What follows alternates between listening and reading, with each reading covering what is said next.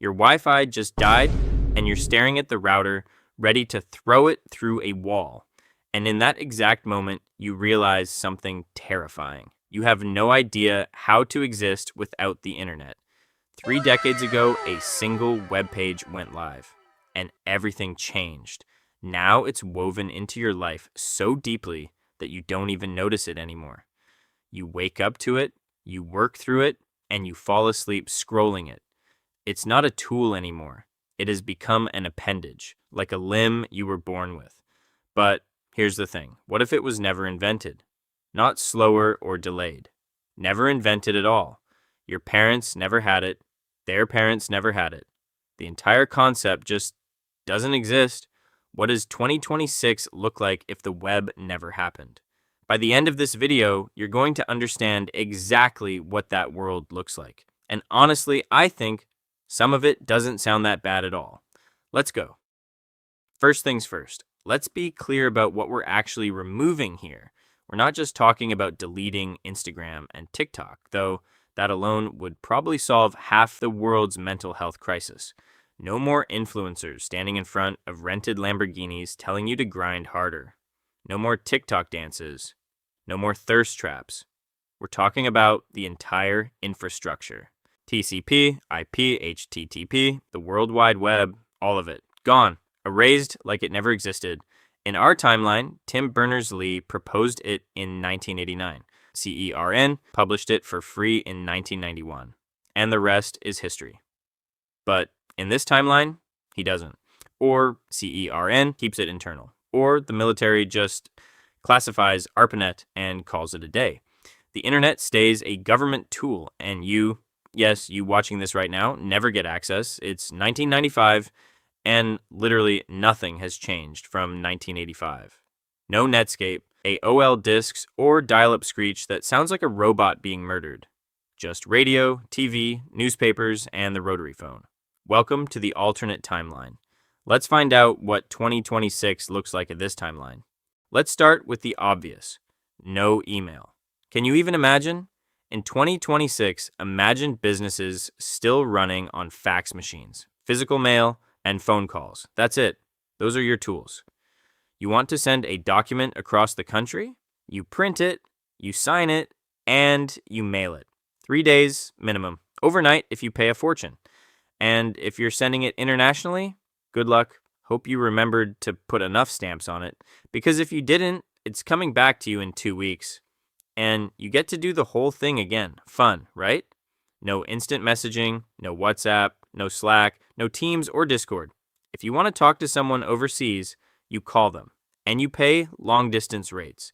A 10-minute call to another continent costs more than a meal.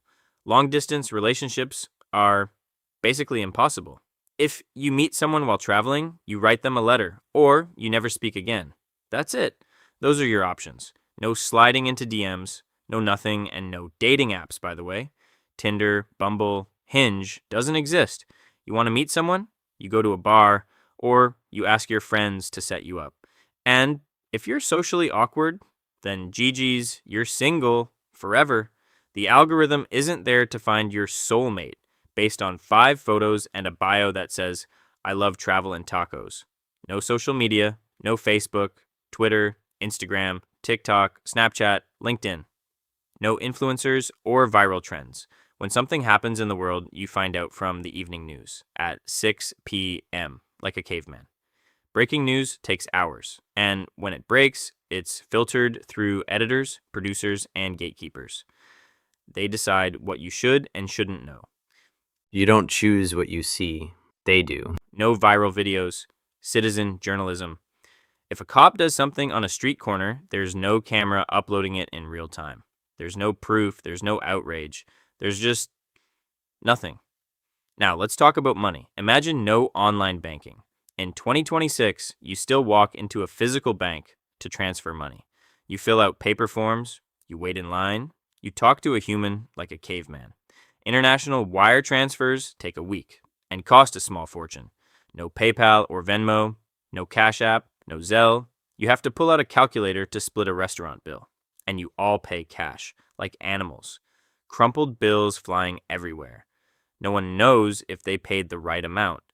No Amazon or e-commerce as we know it. If you want to buy something, you go to a store, like a peasant, or you order from a paper catalog. Remember catalogs? Thick books, tiny text. You call a number, a human takes your order.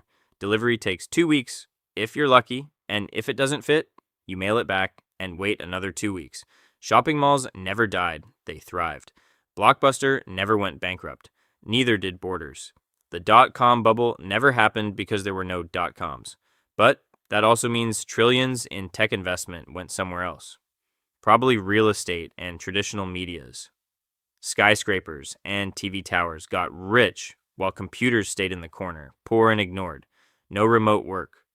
In 2020, when the pandemic hits, there's no Zoom, no Microsoft Teams or Google Meet, no virtual backgrounds of beaches while you're sitting in your underwear. Companies either shut down entirely or force everyone to come in anyway. The concept of working from home doesn't exist as a mass phenomenon. You live near your job or you commute for hours. Pick your poison. No gig economy. Uber, DoorDash, Airbnb, TaskRabbit, Fiverr. Nothing exists. If you want a ride, you call a taxi company and wait 20 minutes. If you want food delivered, you call a restaurant. And they use their own driver.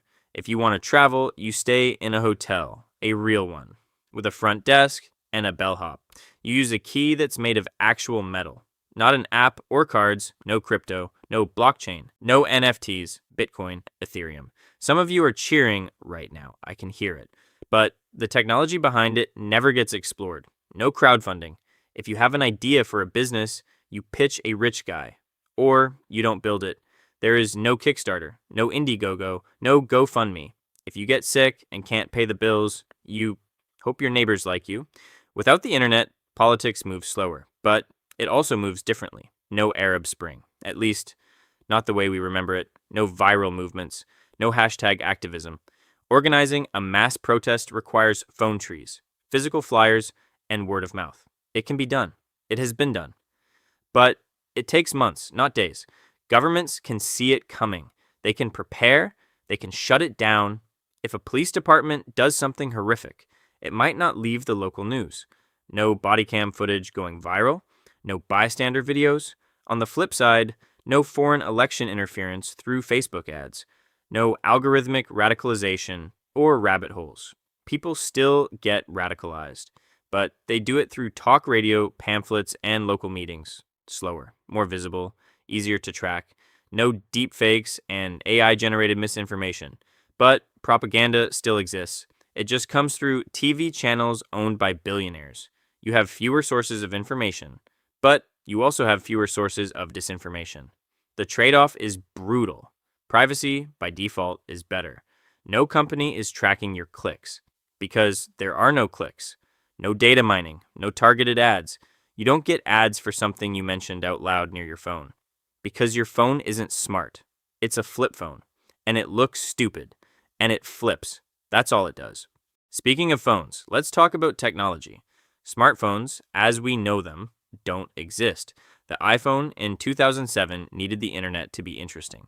Without it, Steve Jobs is on stage holding a black rectangle with no apps, and the audience is bored out of their minds. You get better flip phones. Maybe BlackBerry-style devices with email. But email doesn't exist for the public, so maybe not even that. You get better MP3 players, better digital cameras, better GPS units, but they're all separate devices. Nothing connects. The three devices are on separate islands, unable to share files. You carry all of them in a backpack like a tech nerd from 2003. No cloud computing either. Your files live on your computer, or they don't exist. If your hard drive dies, your photos are gone forever. No Google Drive, no Dropbox, no iCloud, no backup in the sky. Software is expensive and closed. No open source movement. Linux doesn't become a thing, neither does Wikipedia. Knowledge is locked behind paywalls you can't afford. Scientific collaboration happens through conferences and mailed journals. Research takes longer. Breakthroughs come slower. During COVID-19, scientists can't share data instantly.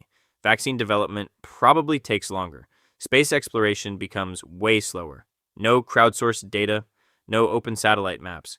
But maybe NASA gets more funding because tech companies don't exist to compete for talent. Maybe that's the silver lining. Culture looks completely different. No streaming Netflix, just mails and DVDs. That's it. You watch what cable TV schedules, or you rent from Blockbuster. Remember late fees? They're back. Music is physical. CDs. Maybe vinyl makes a comeback even earlier. But no Spotify or Apple Music. No algorithmic playlists. You discover music through radio, friends, or record store clerks. No memes, no YouTube videos, no 6-7. Culture spreads through TV, movies, and magazines. Slower, more controlled, gate kept by executives in suits. No YouTube, no influencers, no unboxing videos, ASMR, Let's Plays. If you want to learn something, you buy a book or you take a class. At a physical school with a teacher and a blackboard. Gaming is local, couch multiplayer. LAN parties if you're fancy. No MMOs. Fortnite.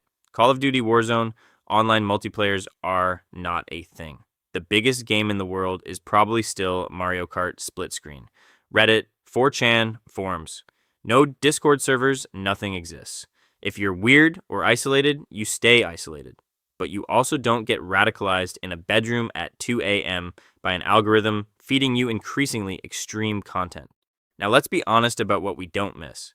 No surveillance capitalism. Google doesn't know your location, your fears, your medical symptoms, your politics. No Cambridge Analytica. No data breaches affecting billions. No ransomware shutting down hospitals. No cyber warfare, power grid hacks. No dark web. No online drug markets. No revenge porn. No doxing. No cancel culture mobs. The worst parts of human behavior still exist. But they exist in physical spaces, and physical spaces have witnesses, and witnesses change things. You can't hide behind a screen name when you're standing in the same room. So, what does 2026 look like? Cities are more centralized. People live closer to work. Suburbs are less popular because you can't work from home. Retail is thriving. Malls are packed, and local newspapers still exist. They have a monopoly on information. But so do the billionaires who own them. The world is more local, more physical, more immediate. But it's also slower, less connected, and less informed. The internet gave us the best and worst of humanity at infinite scale. Without it, we keep the scale small, and the humanity stays complicated. So, which timeline wins? We got connection, convenience, and infinite knowledge. We also got surveillance, addiction, and information warfare. There's no clean answer, but the next time your Wi-Fi cuts out, remember, an entire world existed without it, and some of it wasn't so bad. Leave a comment below with which part of this alternate world you'd actually want. No internet, some internet, or keep it exactly how it is. And if you want me to do more counterfactuals, let me know. This was fun. Like, comment, and subscribe.